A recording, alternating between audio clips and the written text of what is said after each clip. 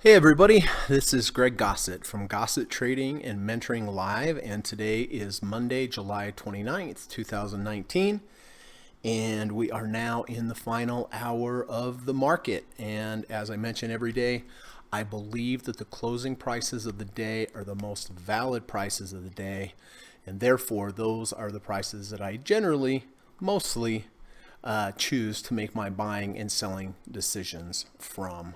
So thank you very much for coming by today, and I hope you're going to enjoy this presentation and hope you're going to learn something, and I hope you're going to internalize and start using this in your own trading as well.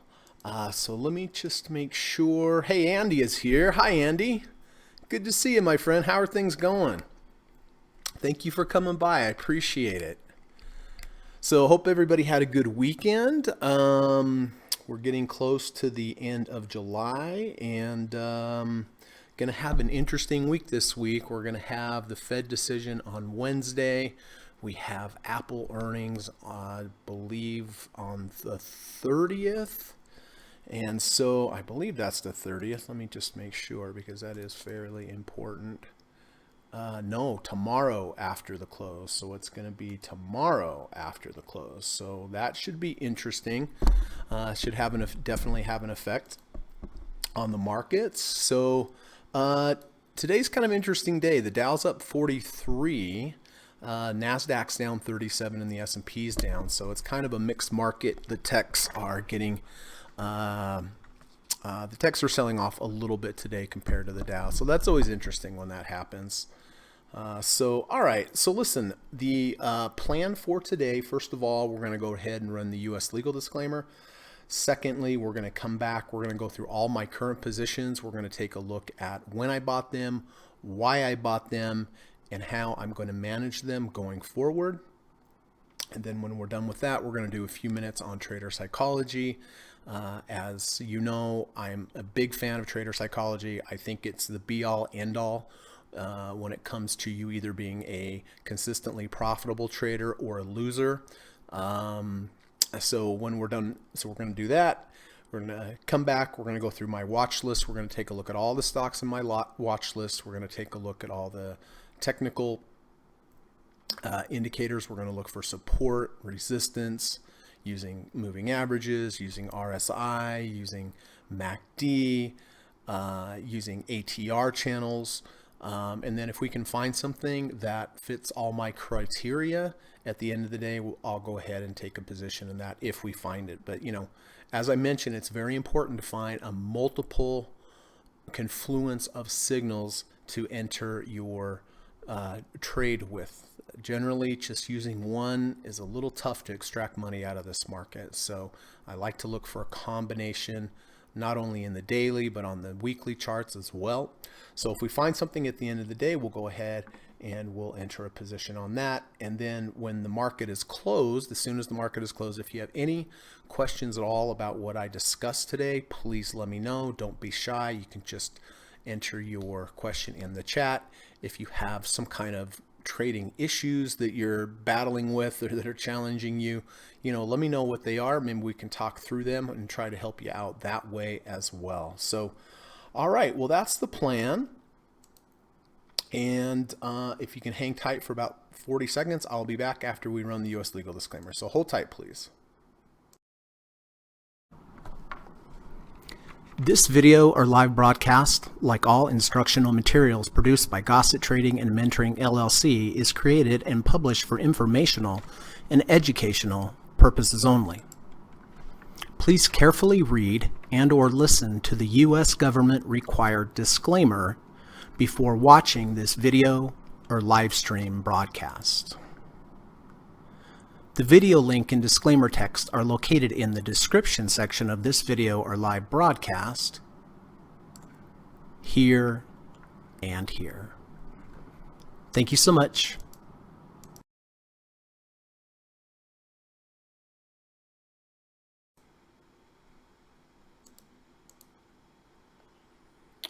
All right. Hey, Frederick's here. Frederick from France. How you doing, Frederick? Hope you're doing well over there. Hope you're doing well over there. All right, well, let's get to it. And first of all, let's take a look at my current position, see what's going on there. All right, so this is the Russell 2000, IWM. I did buy the Russell 2000 back on the 28th of June when we had a 1050 SMA cross. This is a good back-tested approach, a profitable long-term moving average crossover approach to trading the Russell 2000. I did enter it right here about 155 back on the 28th of June because of the crossover. Now this is a mechanical approach, so I'm just buying it. As long as it keeps going my way, I'm going to phase out. If the 10 crosses under the 50, that is my stop. I'll go ahead and get out. So it's just a mechanical trade. It's just a robot trade. When I bought it, I elected to buy only a half a position because it was out of the value zone, and it had 2 strong days up. So I felt like the rubber band was being pulled a little tight. Next day did gap up nicely for us. We got out of 25% right here at the top.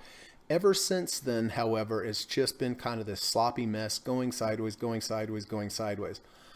But remember, I only took a half a position. So when I take a half a position, I will often look to re-enter the second half to give me a full position if I get a pullback into value and some kind of entry trigger. And that's exactly what happened back here on the 23rd of July. We had this V2. So we went up here, we phased out. We did phase out a little bit here on the moves up. We came right smack down into value, had this nice V2 trade here. So I did enter my second half of my position here. Next day, just went racing right up to the races for us. We hit 3 profit targets here. Next day, went back down. Friday, went right back up, hit 2 profit targets here.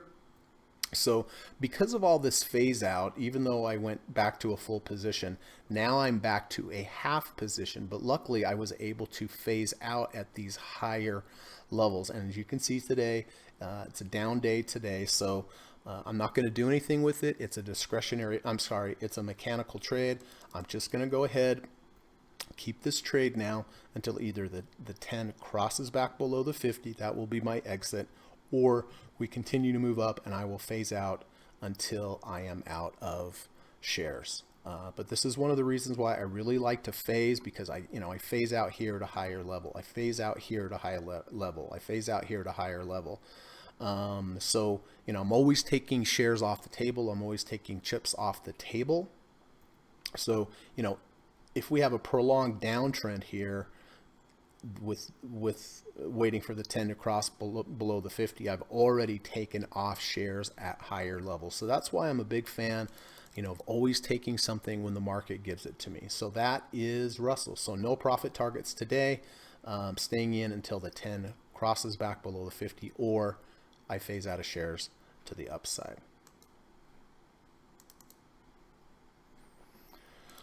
All right, Oracle. I did buy Oracle back here on the 24th of July. And why did I buy it? Well, we had this strong move up.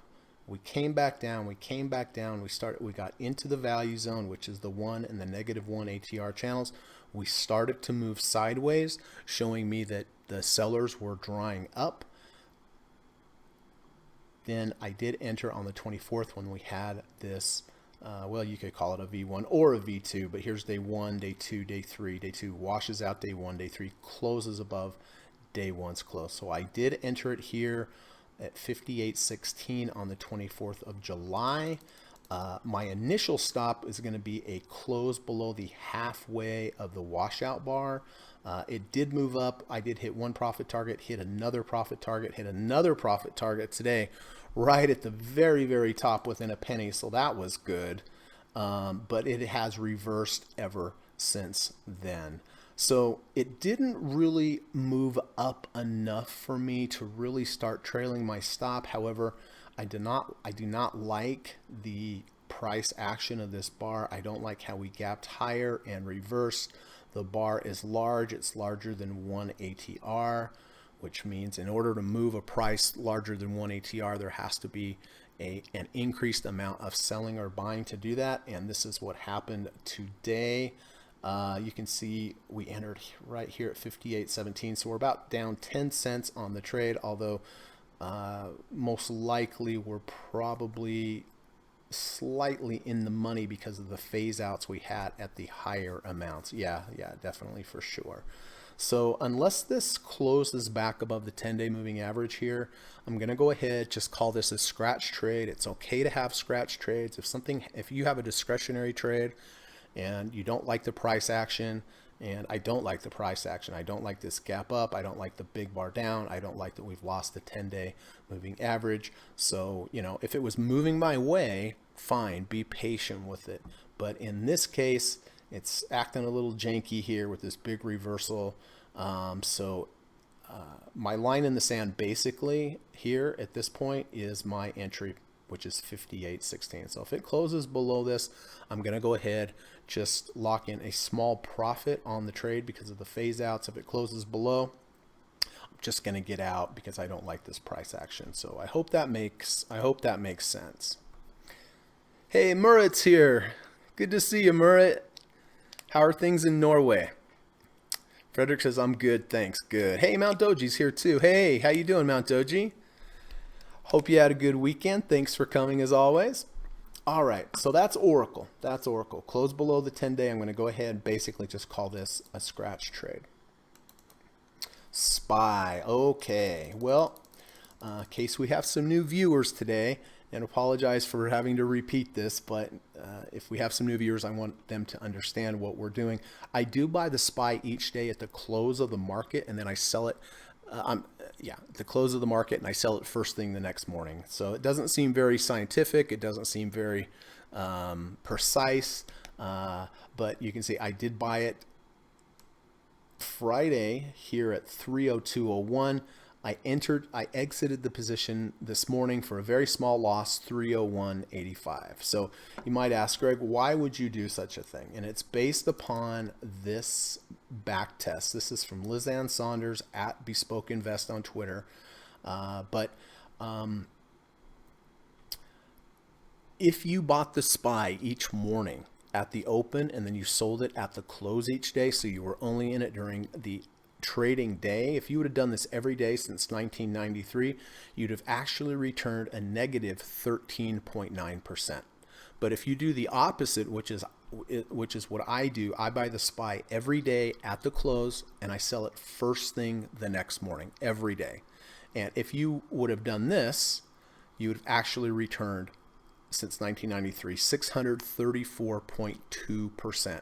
by buying in the afternoon, selling in the morning, compared to buying in the morning, selling in the afternoon, a negative 13.9%. So when you think about this, what that really means is all of the gains in the S&P 500 have come from the after hour and the pre-market trading times, and then they're sold into the open. So this is good information to have. It's a huge edge over time. It does have drawdowns, as you can see. You can have multi-month drawdowns, you can have multi-year drawdowns, but if you look at this in the big picture, you can see this is a huge edge. This is the blue line. The orange line here is the buy in the morning, sell in the afternoon. You can see there's hardly any movement during the daytime. It all comes in after hours. So this is why I buy it each day at the close, sell it first thing in the morning. So as you can see, it's a very small loss. I think we lost about 16 cents on the SP, so no big deal. Sometimes you have big gains, sometimes you have losses, sometimes you have little gains or little losses, and we had a little loss today. So it is currently much lower than where we sold it, so that's a good thing. So I'm happy to buy it lower this afternoon. So I will be buying this at the end of the day. All right, United Health Group. So I did buy United Health Group on last Friday at the close. And why did I buy it? Well, I like to key off the 200-day moving average. There's a lot of buyers that come in at the 200-day. They're patient. They wait for the 200-day. However, if the stock is not strong enough to close above the 200-day, that's a bad sign. It's kind of a systemic bad sign because there are buyers that come in the 200-day. There's whole groups of buyers that come in, but if they're not strong enough to hold it up, bad sign. So I did buy on the 26th of July, and the reason why I bought is because the previous day we had a close below the 200. Next day it opened a little higher, went down, reversed back up, created a V2. Here is day one, here is day two. Day two washes out day one, also washed out the -1 ATR channel, which is even better. Then not only closed above the previous day's close, making it a valid V1, it also closed above the 200. So this gives me a good, and it also closed above the 50 RSI as well. So this gives me a nice support level underneath me. If tomorrow we close below the 200, I'll go ahead and just get out, right? Because if it's not strong enough to hold the 200, then that's a bearish sign.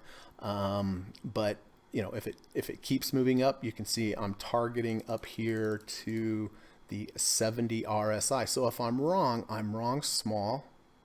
If I'm right, I have some nice room to move, and that's important with every trade. You have to look at every trade with an eye to risk to reward. What is my reward? What is my potential risk compared to what is my potential reward? And I'd like to see at least 2 times the reward to risk. 3 times, 4 times, even better. You know, this one's probably a 4 times, 5 times. So it is moving up today, which is nice. You can see I almost hit a profit target. I got to 255.53 and the high was 255.30. So I didn't quite get it. I missed it by about 20 cents, but who knows? Maybe we'll get there today. I don't know, but it is up today. I'm grateful for that on such kind of a weird day in the market. But as long as this closes now above the 200, I'm going to keep it. If we start moving up and start extending away, I don't want it to have to come all the way back. So I'll use a tighter trailing stop. But right now you can see we are profitable on the trade, but not a lot, but not enough for me to start trailing. Probably once I get up into this area, maybe about 1 ATR away from my entry, I'll start trailing. So anyway, glad that's up today.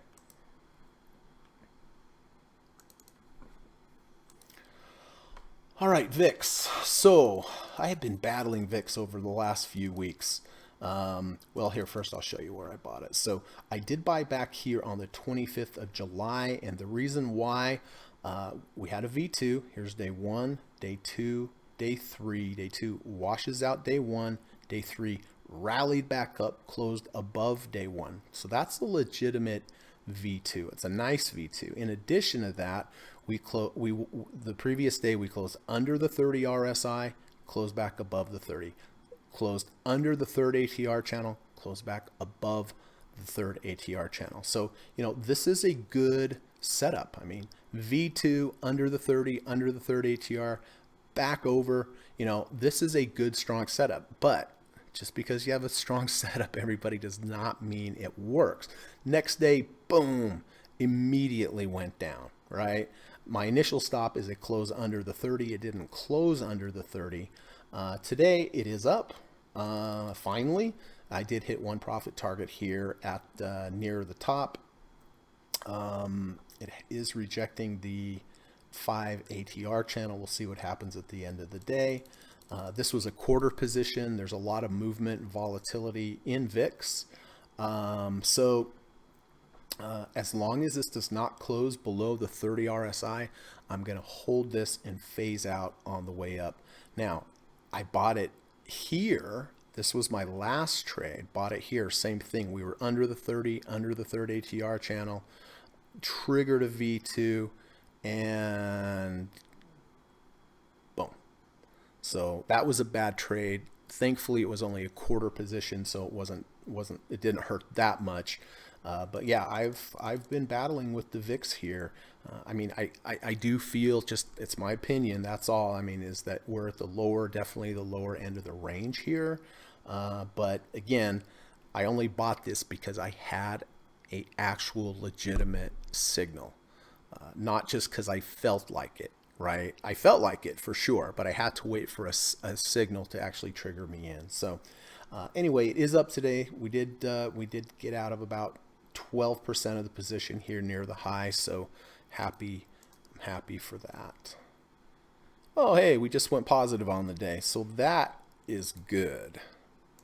That is good. All right, so there's VIX. Last one, this is Johnson & Johnson. This is not a stock trade. This is a option trade. I did go ahead and sell puts on Johnson & Johnson down to 122, which means by this Friday, if the price stays above 122, I'll get to keep all of the premium. And when I write options, when I sell options, specifically selling puts, I really like to see a price that has some support, not just on the daily, but also on the weekly, also on the monthly. So on the monthly, I did write this down to 122, had the 1 ATR channel underneath it as support. So the way I look at this, there should be some buyers coming in here. If it gets down to there, that would help buoy the position. If I look at the weekly, the 122 mark strike price coincides nicely with the third ATR channel. And as you know, if you get down to the third ATR channel, you're pulling the rubber band pretty tight. And there should be some buyers coming in here. And then on the daily, what does the 122 line up with? Lines back all the way at the low we had back there in December of 2018. So the way I look at this, there should be some support near the negative 1 ATR channel on the monthly. There should be some support at the third ATR channel on the weekly, and there should be support at that low back in December. So as long as it stays above there, I'll be able to keep all the premium. If it does go and close below there, I will be required to buy the stock at that price. And if I do, then I can either just get out, take the loss, or I can just go ahead, accept the shares, and then manage it as a stock position from there. I do like to sell puts. I'm very careful when I sell them. I take small position sizes, but you know, it is another income stream for me, aside from the directional trading. So that's that. All right. So, hey, Steve Burns is here. Good to see you, Steve. Thanks so much for coming. I hope you had a nice weekend, you and Holly and the dogs. Steve says, dull market here waiting on the Fed and earnings. Yeah, it is pretty dull today. It is pretty dull today.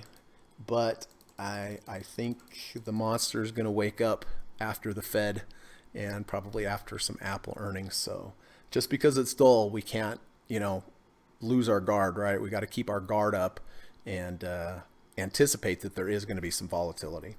Murat says, great. Norway is recording unusually high temperatures these days. Yeah, it's been hot here too in America. Murat says, VIX didn't have sideways.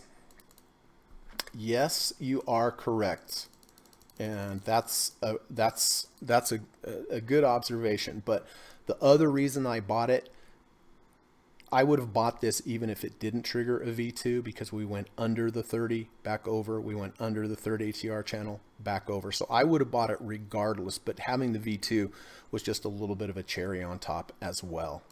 But you're right. When you buy V2s, you really want to see sidewards movement. That sidewards consolidation, builds up like a foundation. If you want to build a tall skyscraper, you need to have a strong foundation. If you want to have a big move, it helps when you have a nice base, you have nice consolidation. So you're 100% correct. But in this particular case, because we went under the 30, under the third ATR channel and back over, I bought it. But having the V2 was just, like I said, kind of like a little bit of a cherry on top as well. But good observation. All right. So listen, before we get into going through the charts, this is from Trading Composure at YVANBYEAJEE, or just type in Trading Composure. He has really good Twitter channel. He talks about trading psychology a lot.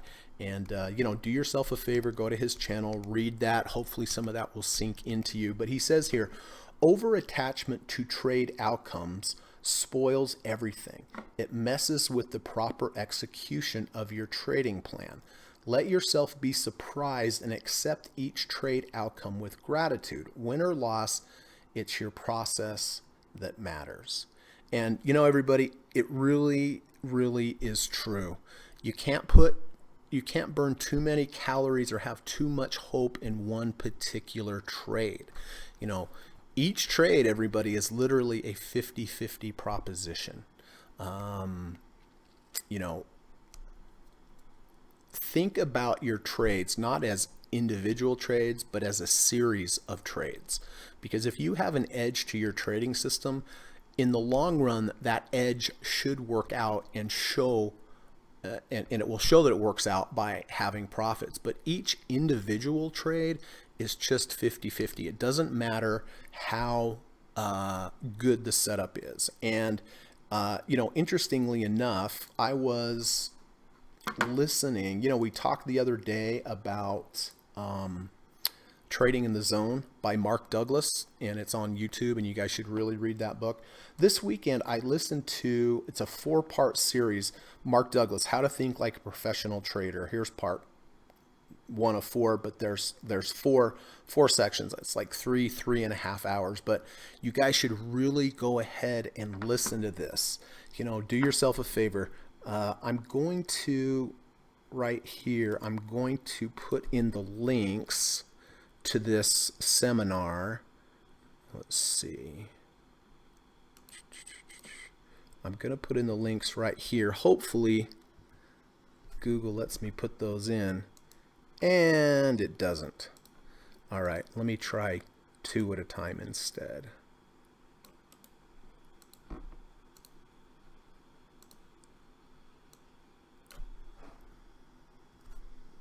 Sorry.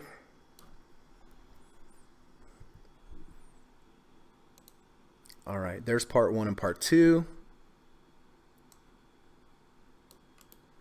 And here is part 3 and part 4. But you know, it's a 4-hour, it's basically a 4-hour seminar. But if you want me to just distill it for you, it's exactly what I said. Look at your trading as a series of trades. Don't look at it as just one trade, because if you just have one trade, then you have a lot of hope and energy into that trade. And if you do, you're probably not going to manage it as much. You're going to have a lot of fear, you know what I mean, greed. It's important to just look at, like, you know, I've said this before, look at each trade as the next one of 1,000 trades. You know, and if you have that mindset where you're just letting your edge play out for you in the long run, and not putting too much emotion into one trade, then you're going to manage your trades better. I mean, you know, if you bought 1 share of stock and would you manage it correctly? You probably would, because you wouldn't have fear and you wouldn't have greed and you wouldn't, you know, be all antsy about it. You would just let it play itself out. But what about 2 shares? What about 5 shares? What about 500 shares? See, that's why the more shares you buy, then the more emotions come in. And just like Trading Composure says, if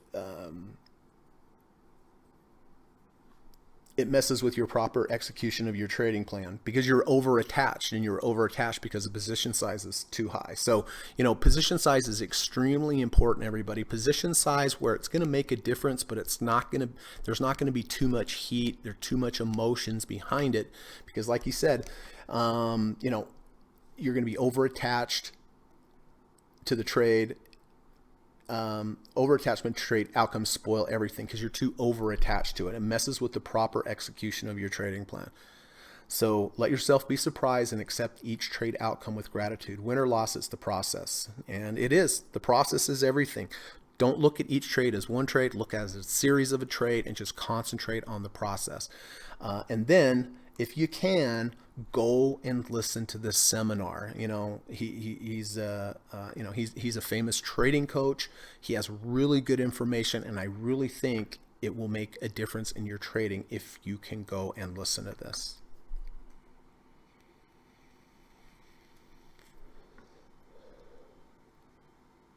Mount Doji says, I got 3 hours through the Trading in the Zone video on YouTube, Greg. I really enjoy it. Yeah, isn't it good? It is so good. It is so good. And this, you know, this 4-part series here is really good too.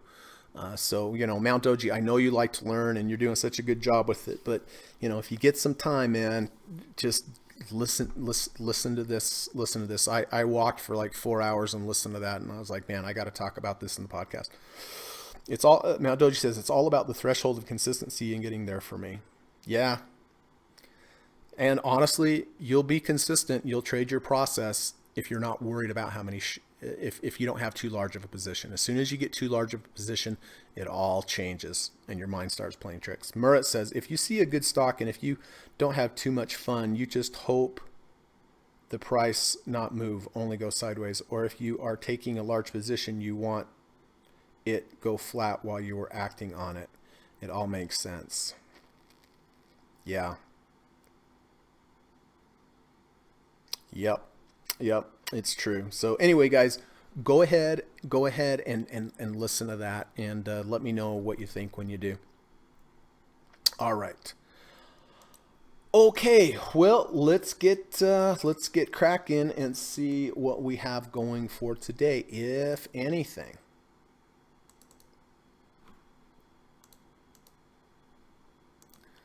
All right, Apple's having a nice day. Remember, it does have earnings after the bell tomorrow. It's extended up here. It's a 64 RSI. We're getting close to the third ATR channel. I'm not saying this is coming down, but as far as entering a new position here, like if I had a current position, I would keep this or I would be scaling out of this. But as far as entering a new position here, the risk to reward just doesn't make any sense. So, where would I be interested in Apple? Well, if we got back into the value zone, got a V1, V2, if we possibly got down here to the third ATR channel, I might take a look down there, definitely at the 50 moving average. These big monster power stocks, big institutions, they look for two pullbacks. Usually the first pullback they look at is for the 50 moving average. The second pullback they look at is the 200-day moving average. So, it's possible we could get down here. It doesn't seem like we're going to, but, if they miss earnings, we could, and this would be a good location, but nothing here today. Silver, after this big move up, it's just been moving sidewards here. In order for me to get interested in silver, I'd have to have the 5 cross back below the 20 and then back over. That would be a good moving average crossover. Possibly if we got back down here in the value zone, had a V1, V2, that 520 crossover, we did take this back on the 10th of July. Right here, it happened in the value zone, which I like even better. And this was a great live real trade for us. We scaled all the way up to here. I did have to get out of here because I ran out of shares, but this was a great trade, simple trade. Buy when the 5 crosses over the 20, either run out of shares or get out, hopefully for a small loss when the 5 crosses back below. So nothing on silver today. AMD, Mount Doji. Here is another example. See how we make a high? We come back down into the value zone. It does rally. Do you see now how this is a lower high than this? So would I take a V1 here? No, I wouldn't. When I have a lower high, just in my recent past, this is lower than here, I then want to see the first low get washed out before I re-enter a V1 or V2. So here we have a high, we go back into the value zone, there was no trigger, it took off. If it would have made a new high, that's different, but it made a lower high now. Today made it a lower high. So for me to get interested in this now, I'd like to see this washed out before I enter another position. So with that being said, if I had a V1, V2, it would probably be in this range. So nothing there. All right. So I was just talking about this on Apple when you have these big monster stocks that make these big moves, and didn't seem like it was going to come to the 50, did it? Well, it did. It hit there today. I thought about buying this intraday. I wish I would have because right when I was looking at it was 1897. And, sometimes on these buying intraday is okay move, especially if it's a big monster stock, gets to a real key level. I mean, obviously, I wish I would have bought it here about 1897. It has rallied off of that today. So now it's a 42 RSI. Does this mean that I'm going to buy this at the end of the day? Well, you know, it did reject the 50-day moving average, bounced off it. That is a good sign. I don't think I'm going to buy it. What I'd really like to see is I'd like to see it close under the 50, back over the 50. Right now we're at a 42 RSI. So, you know, most likely we'll find some resistance up here about the 50 RSI or the 20-day EMA. So, you know, the risk, I mean, the reward portion is probably higher. I guess it is 2 to 1 compared to the reward side is compared to the risk side, which would be a close back under here.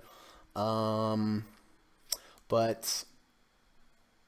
because of Apple's earnings, I'm just going to be a little bit more conservative here. And honestly, it's not really a great entry. I mean, it's okay. I mean, it did reject the 50 and close back over. I mean, if it closed lower here, then that's different. But if I have to buy it here, then I think I'm just going to pass. And if I miss it, I miss it. But again, you know, you can get really high and not think it's going to come down, but it will actually come back, sometimes come back down to that. And so that's the same thing I was talking about Apple. So I'm not going to do anything here with Amazon unless we got to close like real close to the 50, giving me a better risk to reward.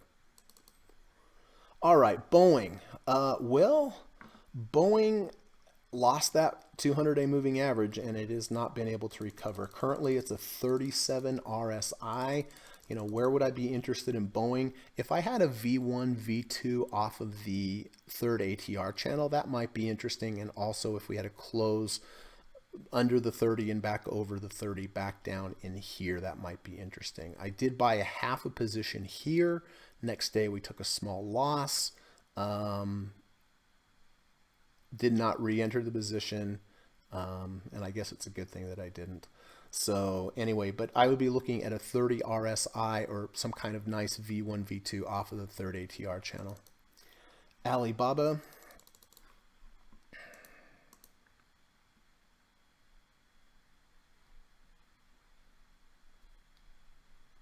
Oh, Steve said, yes, you're right, Steve. You're 100% right. Amazon did bounce off the third ATR channel, which, you know, is an important ATR channel as well. So, you know, there's no right answer with this one.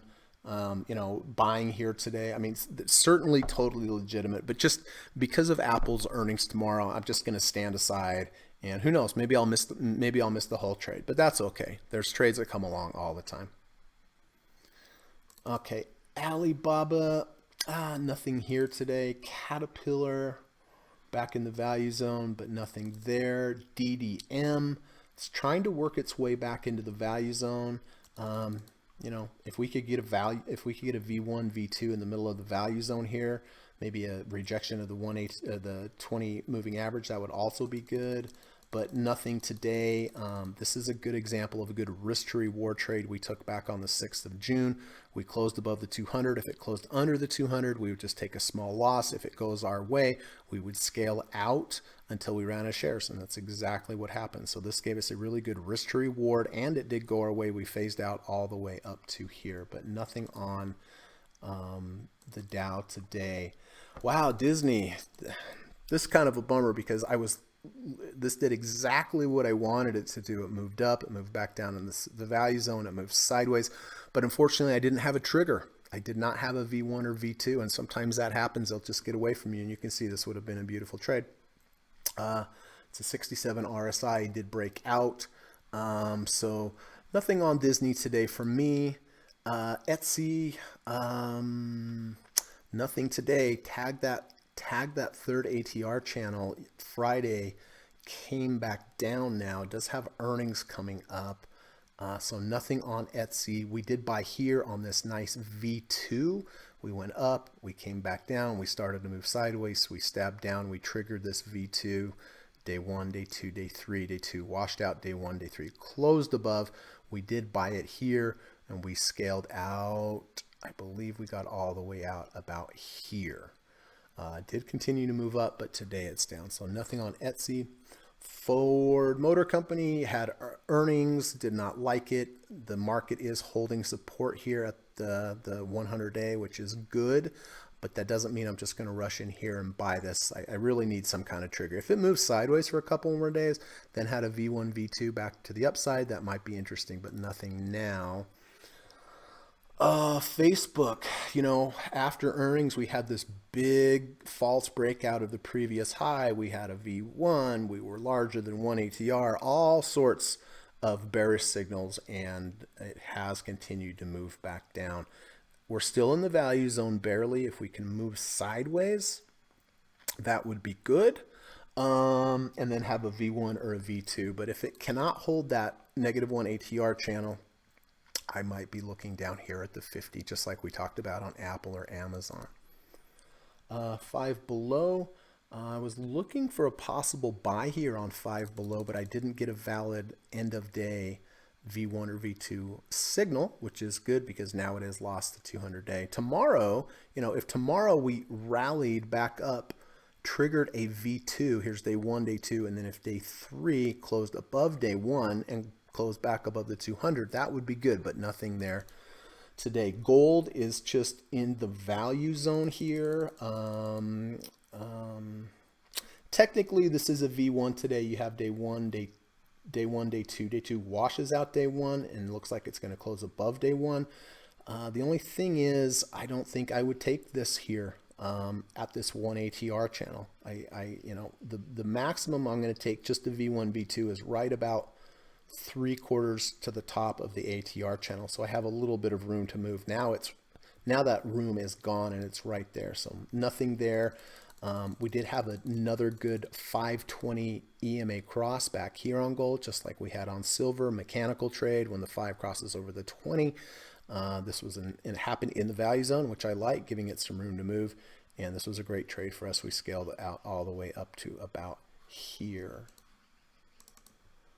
Google had really good earnings, down a little bit today. It's just too high and extended for me. If somebody's dying to get into Google, then you buy it here and then you sell if you have a close below the previous day's low. But I'm not recommending that. I'm just saying that's an option on gap ups, is using the low of the gap up day. But I certainly wouldn't look at it at these levels here. Goldman Sachs having a really nice big move, playing around with this 3rd ATR channel. It's a 67 RSI. It's just too high. Here's an example back on the 27th of June. We had this nice close back above the 200-day. We also triggered a fractal.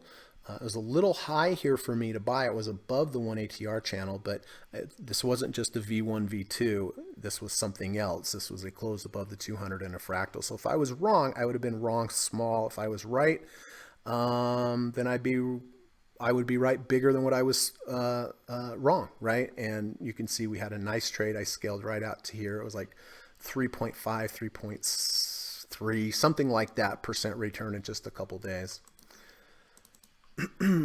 IBB, well, really nothing here. What I'm looking for in IBB, I'm looking for a 530 EMA cross. This is a good back tested approach. So when the 5 crosses over the 30, I will enter it then for a mechanical trade. I did enter it here on this nice V1 sidewards movement down and up, and the next day immediately went against. Luckily, it was a half a position, but this is what I'm talking about. Try to look at your trades as series of trades, not just I'm putting a lot of energy and hope into one trade. And, I'm a hypocrite because I did have hope in this trade. But, think about your trades in groups of 100s, not just one. And I think you'll see an improvement in your trading because you don't know what's going to happen. It's just basically a 50-50, right? But over 100 trades, then that edge starts creeping in. So nothing on that today. Intel,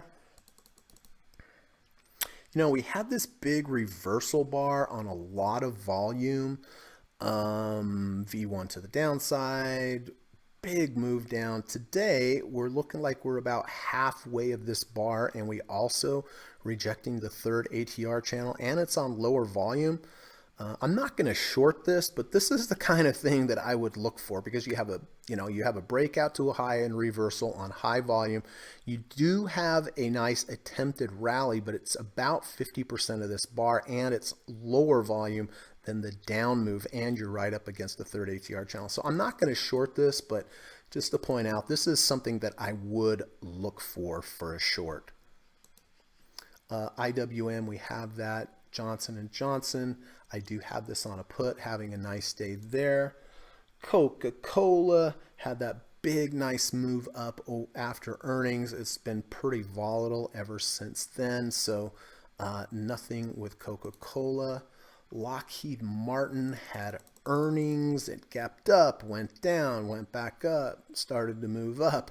Now you can see we're having some issues with this one ATR channel here, so I'm not going to buy that. You know, if we had this big move up, if we could pull back to halfway of this bar and get a V1, I would like that for sure. You know, this is a trade we took back in the value zone. This is a beautiful V1. We moved up back into the value zone, triggered a V1, and you can see that was a nice move up to here. We scaled out right about here. I was looking for a re-entry, but I didn't get a trigger, unfortunately.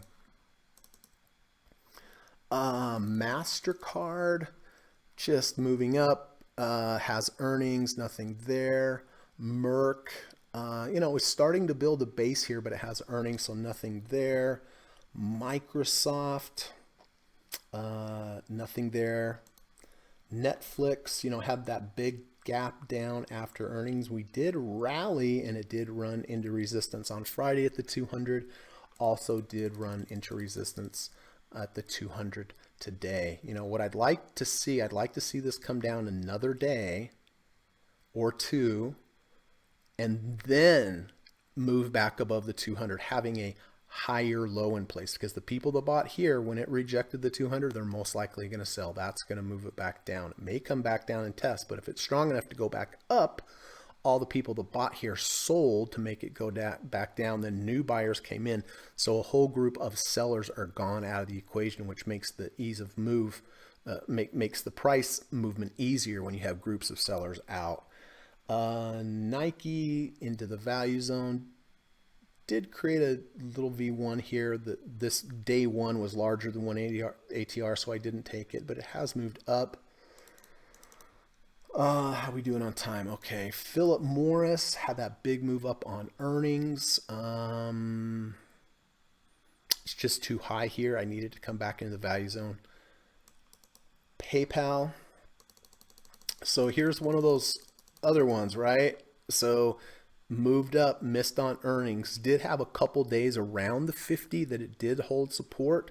Now it has lost the 50 in a significant way. We are to 36 RSI. You know, one of the best setups is when you have a convergence. I learned this from Stephen Burns, and I've used it many times, so thank you, Steve. But when you get a confluence of the price being at the 100-day moving average and also in the low 30 RSI, that's a good risk to reward ratio. We're to 36 RSI right now, so it's not quite enough. But you know, if we went down under the 100, got into the low 30s, then closed back above the 100, I would enter that trade. But I want to see it stop going down. I want to see some kind of buyers coming in before I get involved.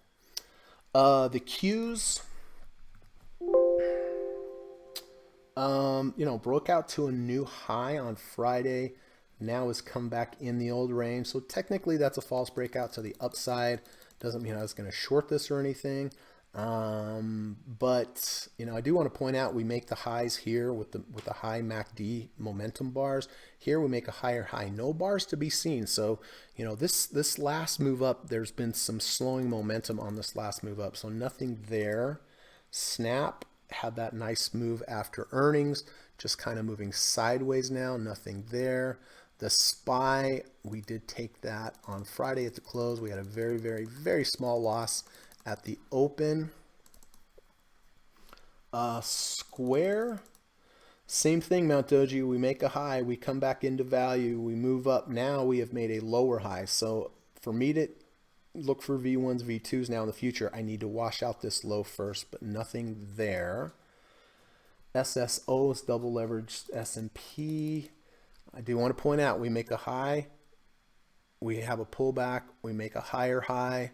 Look how high the bars are here. There's no green bars to be found here. So that is what's called a double top with a bearish divergence. Doesn't mean you just automatically go ahead and short this, but it means that this second leg up is running out of momentum. TLT is just kind of range bound here, is in the value zone. Nothing there. Tesla, gap down after earnings. This is triggering a V2 today. Here's day 1, day 2, day 3. Day 2 washes out, day 1, day 3 closes above.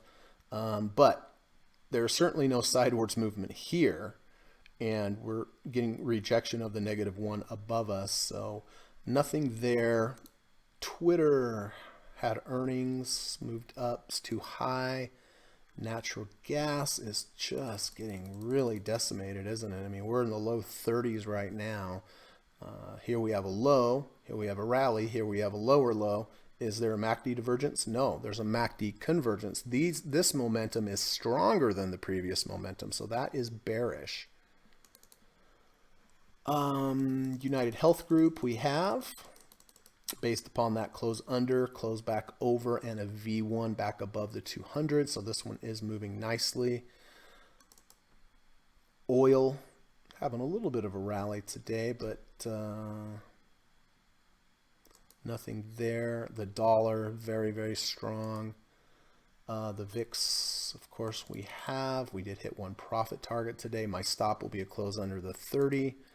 Verizon had that big sell-off and did have a V1, did have a V2 with the close under and back over the 200. I didn't take this because it was just too strong down, but it moved on without me. So that one's moving nicely. Walmart, we talked about this. We moved up.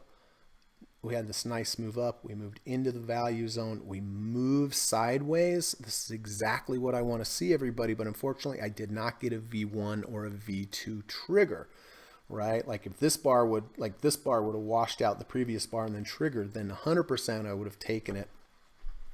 It did move up nicely on Friday, but it is back down today. So again, it's moving sideways. If I could get a V, like tomorrow, if we went below the -1 ATR channel and then back up and triggered a V1, triggering a V1 or a V2 when it also rejects the -1 ATR channel is the cherry on top. So nothing on this, but this, this is something we want to keep our eye on. Energy Select. Well, here's an example of what I was just talking about. Here's a day 1, day 2, definitely washing out day 1. If we could close tomorrow above day 1's close back in the value zone and it rejected the 50 moving average and closed back into the value zone, I would take it. So we'll see what happens. Exactly the same move that I did here. Day 1, day 2, day 3, day 2 washes out day 1, day 3 closes above day 1. It washes out the 50, also closes into the channel. I did buy this, I phased out, and then I locked in all my profits here when we rejected the 200 day. XLF is moving up nicely, but there's nothing there.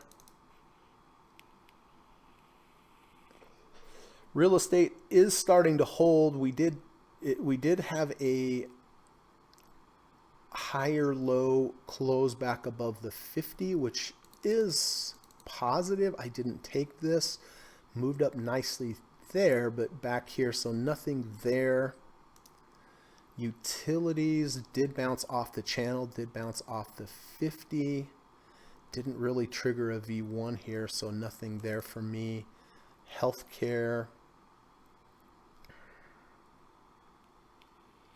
Here's another example of this beautiful V1. We come up, down, we move sideways, we wash out, we reversed. I did have hope for this trade, but you can see it immediately went against. So that's just how it goes. So again, everybody, look at your trades as groups of trades, not as individual trades. Don't burn too many calories and have too much emotions about one trade. Just look at it as the next 1,000 trades. Let your edge play out and just concentrate on the process. So, this does look good. I'm not going to buy it here though. And then, Pharmaceutical ETF, nothing there. I did find, I went through the S&P 100 today before the podcast. All right. Well, so Amazon's really rallied off that 50. But like I said, I'm just going to go ahead and pass. If any of you take Amazon today, I really hope that goes up for you. But my thinking is we're at a 42 RSI. 50 is, going to be, a hypothetical first resistance point. I don't know if we'll get through it. So I just don't think the risk to reward's all that great. And again, we have Apple earnings in the Fed. So I'm just going to stand aside. All right, here's Honeywell. I do like Honeywell. And the reason why is we have a higher low V2. We come back down. We rally. The people that bought here probably sold in here when it started to fail. That drove it back down. But now we triggered this V2 today. Here's day 1, day 2, day 3. Day 2 washes out day 1. Looks like day 3 is closing above day 1, closing above a 50 RSI, closing above all the moving averages. And again, it's a higher low V2 in the channel. So I will be buying this today. Ooh, I better start putting my orders in. Let me just go ahead and enter in Honeywell. So I am going to be taking a full position in Honeywell today.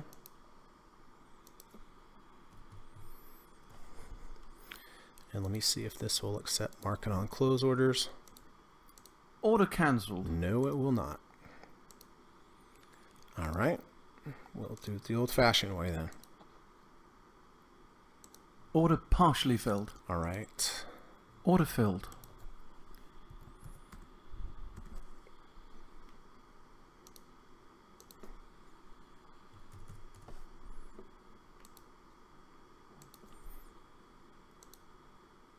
Order partially filled. 174.65. Order filled.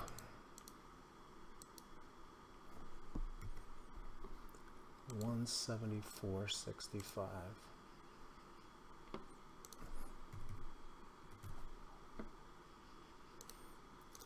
All right, so that's my new entry on Honeywell today because of the higher low V2 channel back into the value zone, crosses back all the moving averages, closes above 50 RSI. So my stop on this, probably the halfway of the washout bar. So tomorrow, if we get a close below, below the halfway of the washout bar, that will be my signal to get out of the trade. All right, Intel, this looks shorty to me. I'm not going to take it here, but this is the kind of thing I would look for.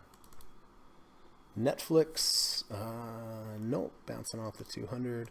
And then PayPal, again, I'd like to see PayPal get down under the 30, back over 30, and ideally over the 100 as well. All right.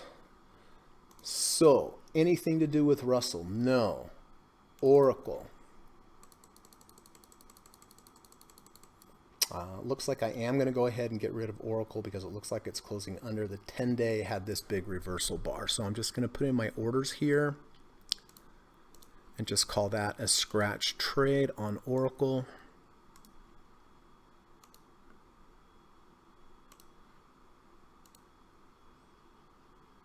Order partially filled. Order filled. Nothing wrong with the scratch trade if you don't like the price action. Order partially filled. All right, so I did get out of Oracle. Order filled. SPY, of course, we're going to buy that again at the end of the day. UNH is moving our way, so close to a profit target, but did not quite get it, but we're still in the trade using the 200. And the VIX is moving up a little today, and we did hit one profit target. So, Honeywell.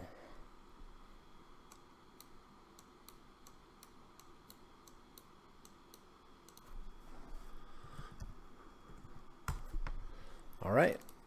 So that is, I guess, my only position day today is Honeywell. So Honeywell we bought here at 174.65. The higher low V2 back all over all the moving averages. Order counter filled. Oh, that was the market. All right. So, okay. So that's that. That's that. Well, I did end up the day positive today, so I'm grateful for that. So listen, if anybody has any questions today, just go ahead. Don't be shy. Type them in the chat, and I'm happy to give you my humble opinion and hopefully clarify anything that I went over today, or if you want me to take a look at any of your stocks, something that looks interesting to you. But before I get to the question, or before we get to the answer portion, I do want to Order just put in a cancelled. quick little plug for me to let you know I do offer private one-on-one teaching and coaching lessons in the evening time via Skype. I really do like to teach. I've had really good success with my clients. I've turned some real losing clients into real winning clients. It generally, you can do it by the hour. My hourly rate's in the description. My email's in the description. But if it's of interest to you, just reach out to me. You can send me an email or you can send me a message on Twitter. But generally, just so you know how it works, it generally just starts with a free call. I just want to get to know you better. I want to understand, how you're trading, what your challenges are, what your goals are. And then I'll put together a custom lesson plan for you, and we'll work on achieving those goals based upon what you told me. So if it's of interest, please let me know. I know you're going to come out of it a better trader. And then if you like this video, if you found it helpful today, please do me a favor, hit the thumbs up button. It does help me. It does help Google promote the channel out to more people. And, I've had a lot of people send me emails talking about how, what we talk about on this channel has already helped their trading, reduced their losses, made money. So, I think this information is helpful, and I want to get it out to as many people as I can. So if you can help me build this channel, share it on social media, or at the very least, just hit the thumbs up button, I would really appreciate it. So, okay.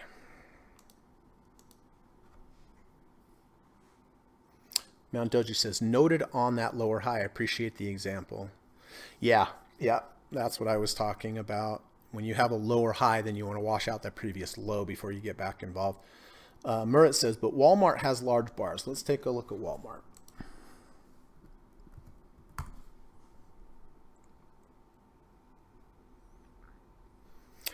Yes, you're right, Murat. It does have large bars. This bar was not larger than 1 ATR, right? This one is about 1 ATR, but what I'm looking for three different things. One, I need to make a higher high, come back into the value zone. So we can check that box. Then I need it to move sideways. It is moving sideways. Big bars, I understand. It's moving sideways. But there's the only time I'm concerned about the large bars is when I'm taking a V1 or a V2 off of that large bar. So even though these are large bars, they're moving sideways. Now, if I got a V1, V2 tomorrow, would it be valid? Well, this bar here is about 1 ATR. So it would be okay to use this as my day one bar in my V2 or my V1. So tomorrow, if we went down below and then back up, is the bar that I'm taking the V1 or V2 against, is that bar larger than 1 ATR? That's really what matters. But there's no doubt we have moved down, we have moved sidewards here, right? So criteria one is that we come Order up, cancelled. come back down into value. We're certainly into value. Criteria two is that we're moving sideways. Does this qualify as moving sideways? 100%. So now 3 is we need a V1 or V2 in this sidewards movement. We have to make sure the day that it happens, the day one bar is not larger than 1 ATR. So would I take a V1 off of this bar? I would. So I hope that makes sense. Murat says, what is your full position? 10%, 20%? A full position for me is 10%. So let's say I had $100,000 in my account. A full position would be I would buy $10,000 worth of Walmart. If I take a half position, then I buy $5,000 worth of Walmart. So, I'm really conservative when I trade. I'm always looking at risk. That's my top priority. But, let's say I have 7 positions. Would I take 10% position size On all 7, I wouldn't, because the maximum that I'll ever take of my equity is 6 positions, or 60%. That's the maximum I will ever put at risk, even if they're uncorrelated, even if they're in completely different industries, even if one's gold, one's stocks, one's the dollar. That's just a personal preference for mine. Of course, as far as returns go, you're going to need more swings if you're only using 60%. But, my goals each year, somewhere between 12 and 18% of the year, I've been able to accomplish that on most years with using that maximum 60%. Of course, if I used 100, I'd make a ton more, right? But of course, then I'd have the risk. I'd have a lot of account risk, and risk is the most important thing to me. It's more important to keep the money that you have than make tons of money. So just a personal preference. Frederick says, interactive broker give you loan to trade. Do you think it's a good idea to get a loan to trade stocks? No, I don't, Frederick.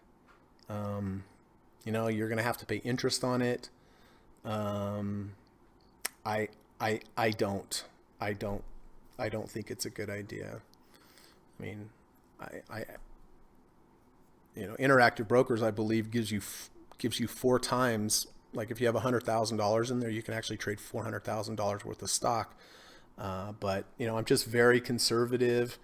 It's just another edge that you're going to have to overcome is the interest. So just my personal preference, Fred.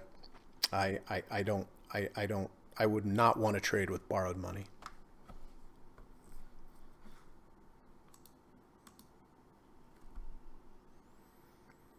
All right, let's take a look.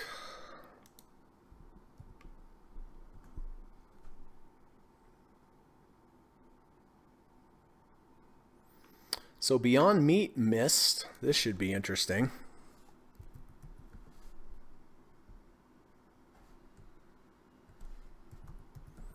And it is down, not much, only 1.4%.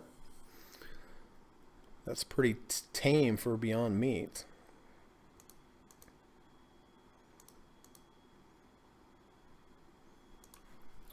All right.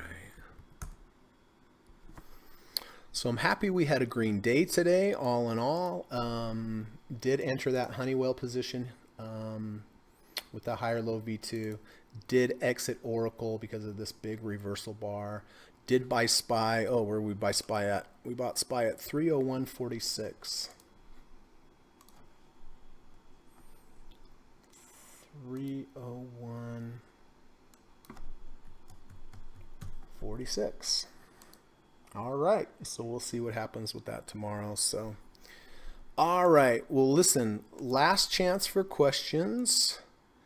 Let's see. Murat says, also, when you lose big when you are leveraged. 100%. Frederick says, yep, too dangerous. Hey, Chris F., good to see you. Thanks for coming by. I think the best rule of thumb is no more than 50 to 60% of your stack at risk at any one time. I 100% agree, Chris. 100% agree. That's why 60 is my max. And a lot of times I don't even have 60. Many times I don't have 60. I may have 6 positions, but I phased out of some of them. Some of them are 5% position sizes. I say this every time, guys, but in order to get good at trading, you need to have experience. And the only way you're going to get experience is by trading for years. And the only way you're going to be able to trade for years is by not losing your money. And the only way you're not going to lose your money is by position sizing correctly. So, please always keep that in mind. Frederick, what's the symbol for Milan? Hey, Johnny, good to see you, buddy. I will have a good day. Thank you. I appreciate that. Hope you have a good day as well. Let's see.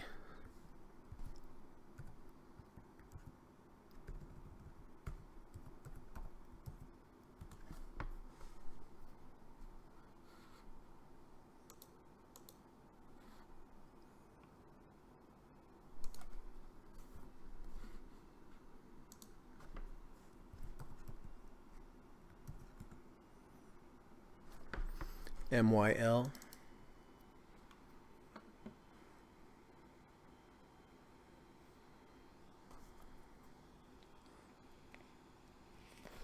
Yeah, well, looks like it had a big day up there, but you know, as you guys know, when it gets up into this range, I'm just not interested in that range. I mean, it could keep on going and trucking, you know, it might.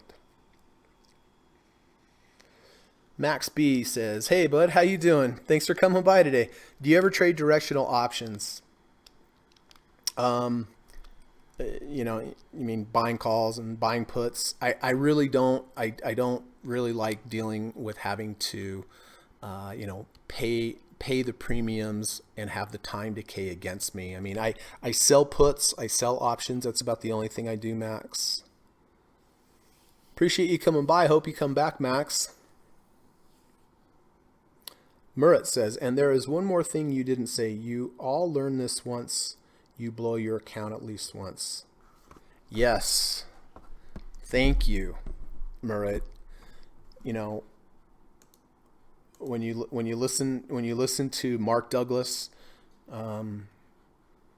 this seminar here he has, or you read his book Trading in the Zone, you know, all the traders, everything I'm telling you, they were told. But for some reason, in order to really get it, you have to blow up your account until you really internalize it. You don't have to. Let's hope you don't, right? But, you know, you can either just believe me, believe a lot of these market wizards that these are the things that you have to do, right? Position size correctly. Look at trades as, you know, series of trades, not just one trades. So you can just do that and your life's going to be a lot easier, or you can blow up your account by not doing those things. And then the next time around, you'll realize that you should have listened. So yes, you're 100% right. Thank you, Murat. Blowing up your account makes you hit rock bottom and makes you go, okay, now I'm going to listen. Now I'm going to learn. But sometimes when you first start out, you're not scared of the market. You don't respect it, but you will be after a while. Max says, "Thanks for your bid. I just started watching them. Lots of info." Oh, good. Good, Max. I hope you like them. If you have any questions, feel free to email me or send me a message on Twitter. Murat says, "You know, I watched this video seminar twice. It all made sense once I blew my account." Yeah, I know, buddy. I have been there. I have been there. About 23 years ago. You know, I took a big loss because I did every single thing wrong. So, you know, you hear me harping about psychology and getting your discipline in order. I'm not just paying lip service, man. I'm telling you guys from personal experience, and I don't want you to have to go through what I went through. So, Max says, "It's kind of human nature. We rarely learn without pain." God, it's true. It's true, Max. So those of you out there that first started trading, you can either learn the hard way or you can learn the easy way from people who have learned the hard way. So, you know, I really recommend you position size correctly. You don't take too much heat. You have a good risk to reward. You keep your losses small. You let your winners run. You don't look at each trade as just one trade, individual trade. You look at series of trades and let your edge work from there.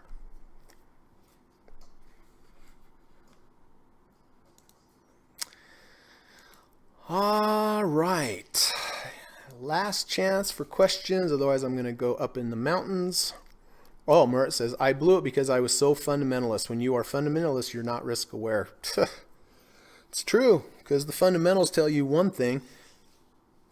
I mean, listen, I was the proud owner of Enron, Murat. I don't know if you remember this. I don't know if you're old enough, but you know, Enron was a big, it was an energy trading company. They had good earnings. Their fundamentals looked great, but their stock kept going down. I kept a hold of that stock because of the fundamentals, instead of looking at the price action. And the price action is really what matters, not what the fundamentals are. And yeah, I mean, I lost a ton on that for that exact same reason.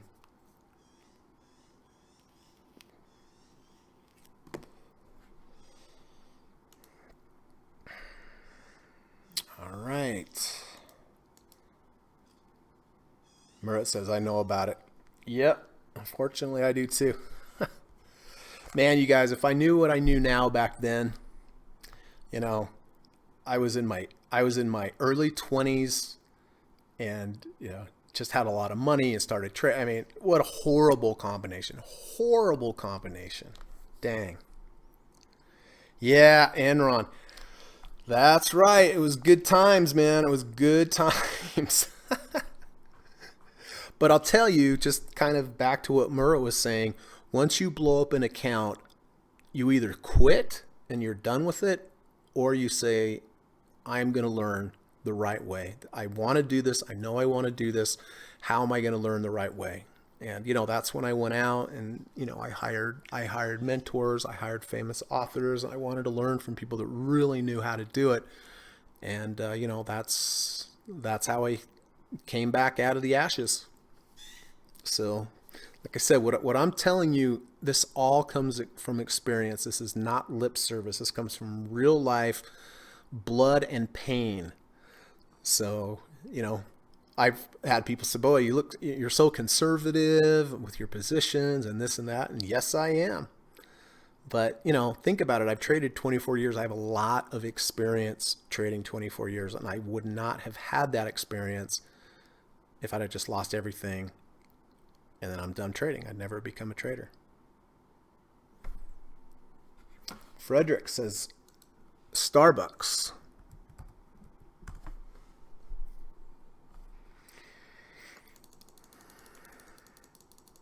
Frederick, why does it look good to you? Tell me why it looks good to you.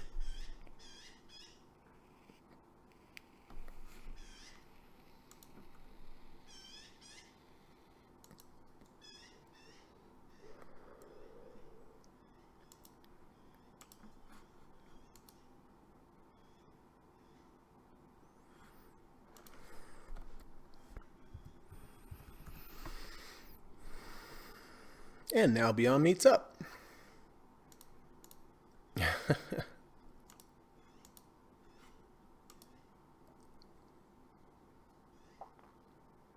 Yes, I did live through 2000 and 2008, and I barely lived to 2000 because of all that. Because of all that.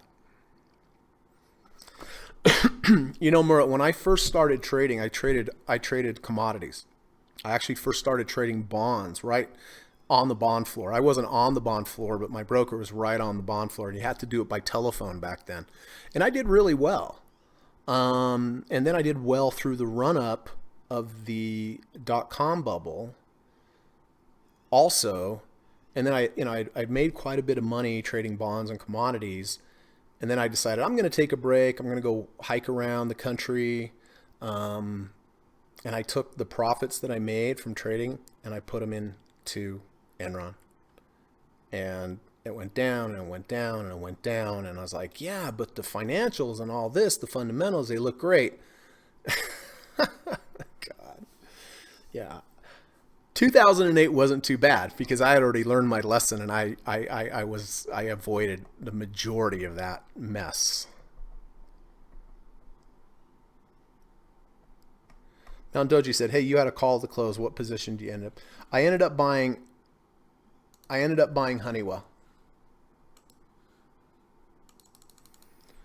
because we make this low, we rallied up, we came back down, stayed in the value zone. Did it today? We had a nice V2, higher low V2 in the channel over the moving averages, over the 50 RSI. So that's what I bought today. Honeywell HON at 174.65. And my initial stop is going to be a close below the low of the washout day. This is the washout day. So it's about halfway right there. So tomorrow, if we close under here, I'm wrong. Where am I going to be targeting Honeywell to the upside? Well, I'll target the 50 RSI. I'll target the 70 RSI. And with my nifty little tool here, tomorrow I can say, okay, where is the 70 RSI going to be? Right about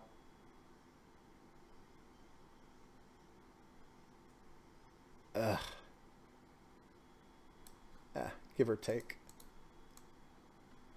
So, that right about here is going to be my potential profit target. So my risk to reward is pretty good, right? Possible reward up to here, possible loss down to here. Of course, I will also, I will look for some red flag areas, and the red flag area would be probably here at this last high. So it's, although you could do this, I'm not going to do this. You could look at this three ways and say, okay, I'm either just going to get out if it closes under here, or I'm going to wait till it hits the 70. But as it moves up, I'm going to start looking for red flags. So it doesn't mean I have to get all the way up here before I'll get out.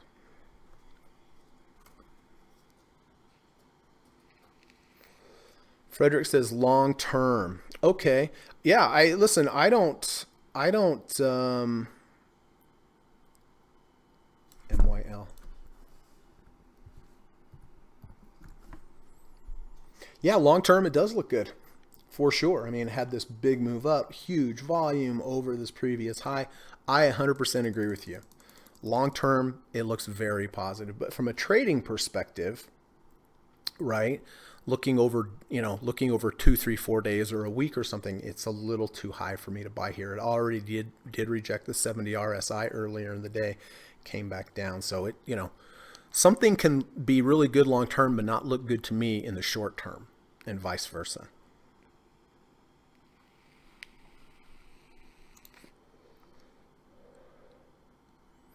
What do you think about today? IGV shop MDB pullback. All right, let's take a look.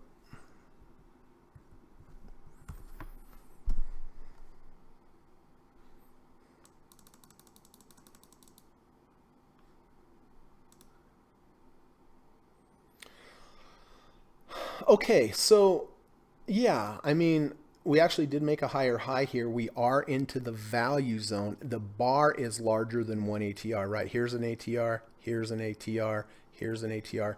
So the move today was too big for me. It's showing there's too much volatility, too much price movement. In order to move this more than one ATR, there has to be a lot of buying and selling. This is now in the value zone. So that's step one. That you can check that box. Step two is I need to see this move sideways. I need to see that the selling is done. Then I need a V1 or V2 entry. That's when I would buy this pullback. Let's look at shop.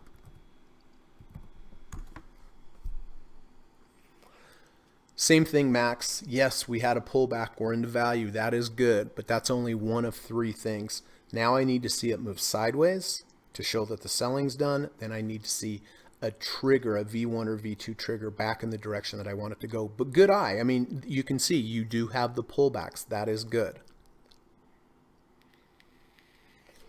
MDB.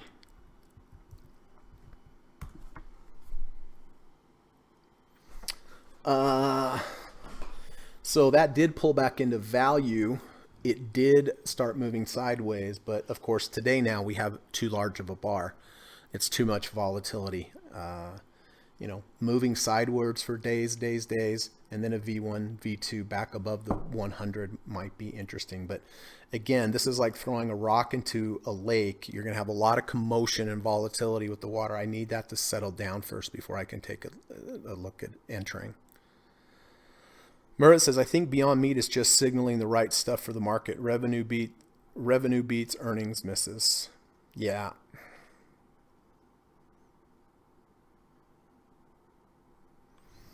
Merck, Merck looked okay, Mount Doji. It's just that it has earnings coming up in tomorrow. I mean, here we're moving sideways. We are building a base, right? You have to have a base to build a skyscraper. So this is good. I mean, the action today was good. Went over 50 RSI, went over all the moving averages. Technically triggered a V2. Here's day one. Day two did wash out. Day one a little.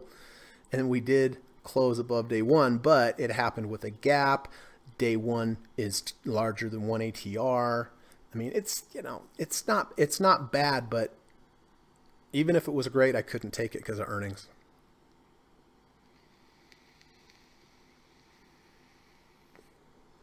Murat says, I just looked at Starbucks. Whenever it gaps up or down, it tends to close the gap. I would suggest, Frederick, to wait a bit to close the gap.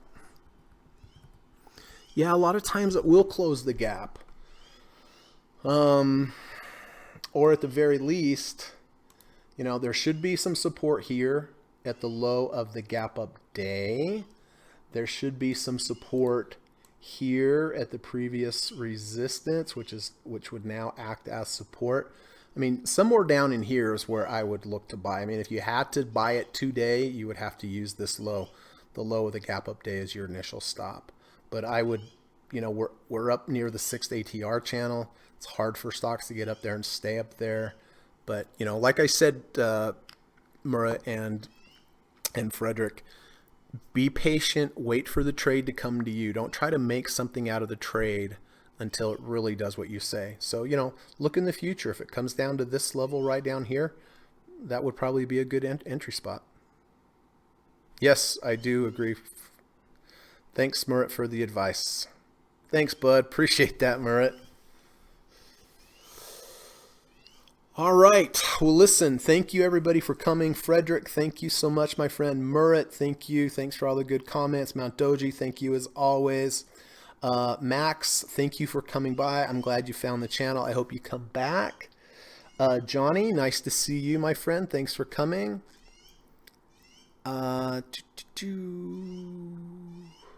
Chris F, thank you. Thank you for that comment. You're right. More than 50%, more than 50 or 60% gets a little high, at least in my opinion. But thanks for that comment. Thanks for coming by. Steve Burns, thank you for coming, my friend. I appreciate that. I wonder if Steve did buy Amazon. Be interested to see. Let's see.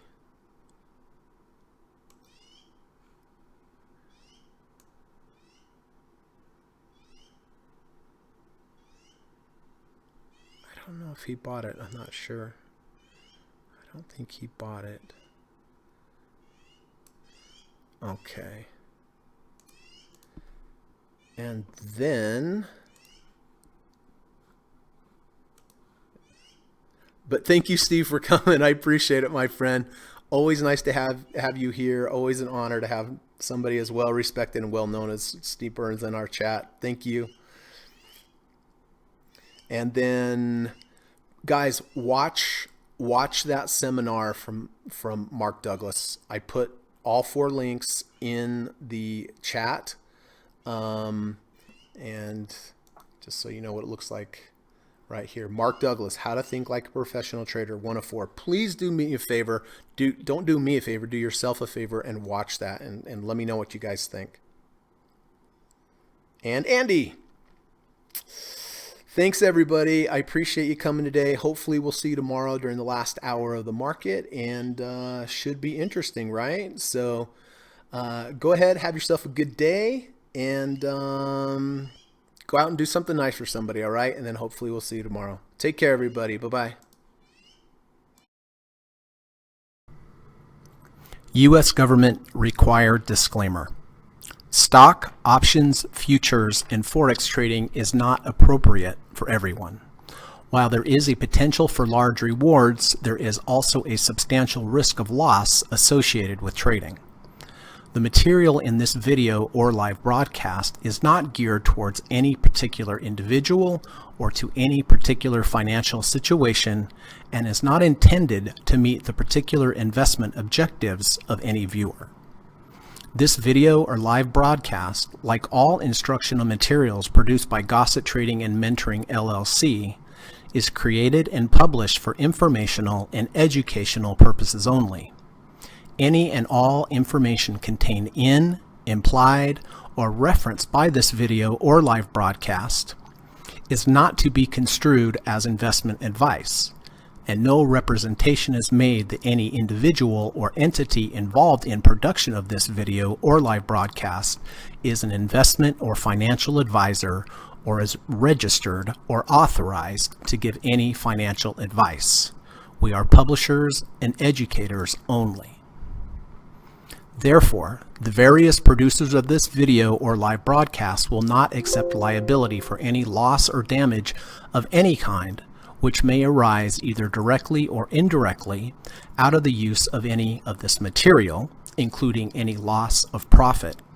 No representation is made that any account or investment will or is likely to achieve the profit or losses demonstrated.